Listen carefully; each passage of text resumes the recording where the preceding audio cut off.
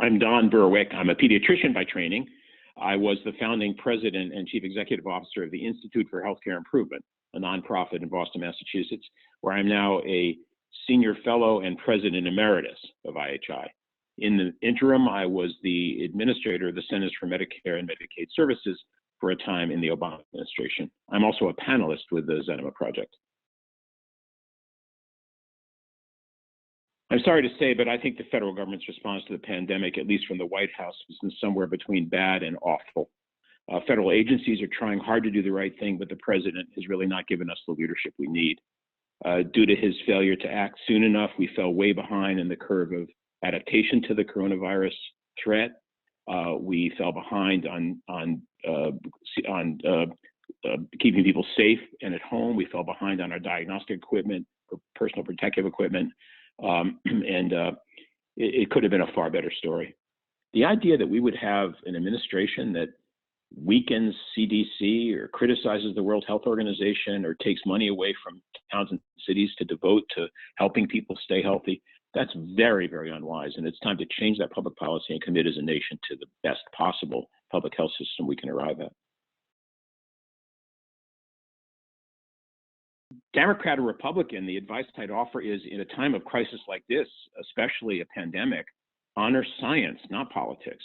We have to listen to what the facts are telling us and respond to the fact base and the scientific understanding of what it is that can stop this pandemic. We know a lot about what the answers are, and to politicize those answers is a bad mistake.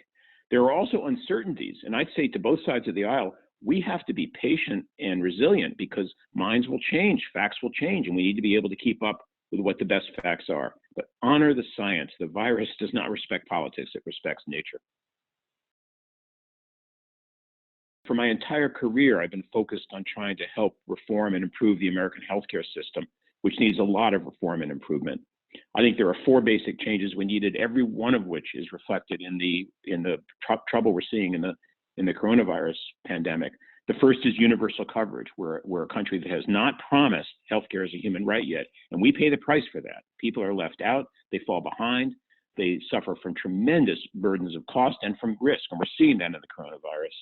Second is a commitment to the improvement of quality to make sure that we are on top of every single scientific advance that we need. We fell way behind in diagnostic testing in this country, and that wasn't necessary, and that's because we didn't commit enough to leadership, both professional and governmental leadership, on assuring that we had diagnostic testing when we needed it. The third is integrating our approach to biomedicine and the social determinants of health. Look, in Chicago, about 30% of the people are African American, but over 60% of the deaths are African American. That's because we have inequity, injustice, and disadvantage in our country. And until we devote ourselves to a healthcare system that actually addresses the underlying causes of illness, the environment, nutrition problems, exercise patterns, and racism and inequity, we're going to see what we see in this pandemic. And finally, there's cost. We need to preserve our resources so that we can use them where they really count. And we've tolerated a healthcare system that wastes a ton of money on procedures that don't help, on nonsense pricing, on fraud, on dropped balls, on administrative costs. We can't afford that. The coronavirus is causing a tremendous burden on the healthcare system. We need the money for where the money works. And I've argued for a long time that we need to get rid of the waste in the American healthcare system, mainly in the form of administrative complexity. It's not a matter of fate, it's a matter of choice. This virus is revealing to us some choices we get to make. Here are several. How fast will we move? We've moved very fast in the COVID pandemic, not at the federal level, but at the local organizational level. We're seeing systems really step up and act fast. We need to keep that tempo going so we can help people. Will we honor science? We're seeing a real commitment in the healthcare workforce now to use the best knowledge to help the COVID victims. And we need that commitment to standard use of the best possible knowledge, not insane variation in healthcare. We're seeing a commitment to new technologies, to ways to actually get help to people.